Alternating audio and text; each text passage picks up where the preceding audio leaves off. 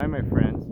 I'm hoping I did this a good one. I had to do this vertical because I'm gonna show you. I'll zoom back in a minute, but I do have some spiritual operations right up here. So you have these are like the pier area. There's a pier with all wood and stuff like that. So in here you can see this on the left and some on the right. I get something better here in a minute, so I'm gonna zoom out on this one. Okay. And there's this thing. It's like a troll here. I didn't see much in here. I think what we do see, sometimes concrete, very clear. You'll see actually even some faces and stuff in concrete. So I'm gonna hold that there for a second, and it's blurring it out a little bit. I'm trying to pull it back a little bit so it's try to stabilize here. Problem is, it has some motion waves and stuff like that, or causing some stuff here. And anyway, so then I got this here. I'm trying to zoom in there a little bit, and it's kind of like some kind of hand or something. I'm sorry. Let's see here. Yeah, I'm looking out there. Anyway, and then here, let's see. I'm gonna zoom back a little bit.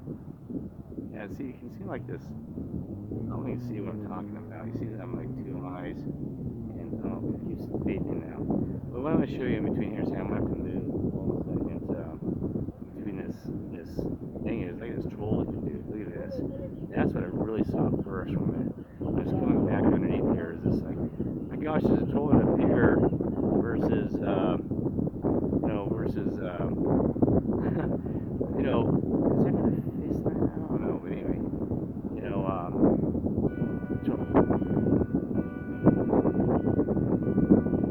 got like a seatbelt over here, and I don't see much else in here. I'm gonna pull back a little bit and kind of explain about what this area is. Okay, so here's what you got. You got this. This is this old one here, right? And this is by the Maritime Museum and also the Midway, the ship. So here's the Maritime Museum. I'm trying to slow. Sorry, it's vertical too, which makes it not as cool and clean look. So over there, and there's the Maritime Museum, which is really cool. I don't know if you've ever had a chance to see that Maritime Museum. It's got some old, really old ships and stuff. I'm gonna try to do when I get some time to go to the museum. It's just right late in the day and stuff, so I didn't have a chance to do all this.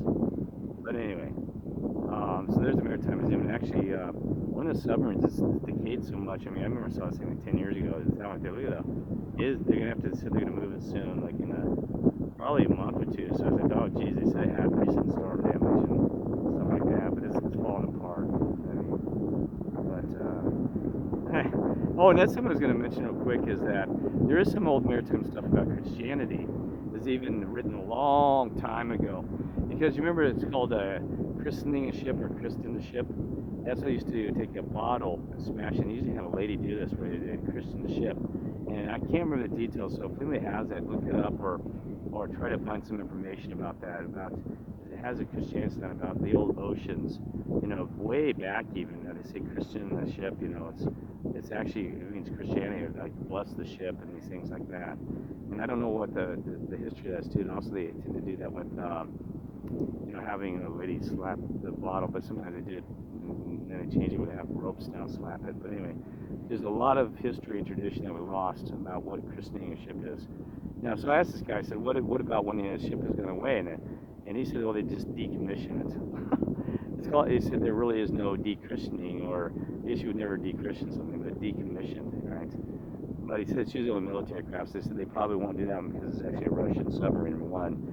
And it's not, so, other ships, they said, unless it's military, they really don't do any special honor for that ship. Like, I guess this Midway down here, they probably would, right? But anyway, let's see if I can get it back on that. I'm sorry, because it's going to be a little wobbly here for a minute. Make sure I don't lose my glasses, which I think I just did. Oh my gosh, that was almost lost my glasses into the ocean. That would not have been funny. Sorry, and all right, so I'm gonna back up here so you can see what I saw from a distance. And let's see. Sorry, it's a little bit long and a half. I don't have the editing tools. I don't have the timed editing. So yeah, okay. So here's from way back here. And I'm just showing there's the appear. So anyway, come back in here, right in there. And I saw a thing from a distance. Oh my gosh, there's a troll in there. See that? So here we go. Oh, we can see that. Oh, look at that is.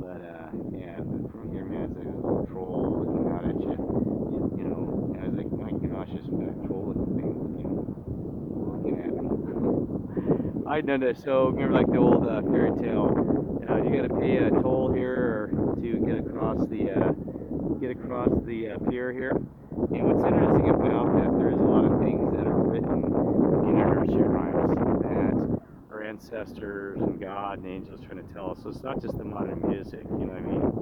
So, I was trying to think example. Three Little Pigs is actually about, building a foundation of rock with God, and the wolf huff and puff and blow your house down and blow you. So all the other pigs, they didn't build themselves on a foundation of solid, the hay.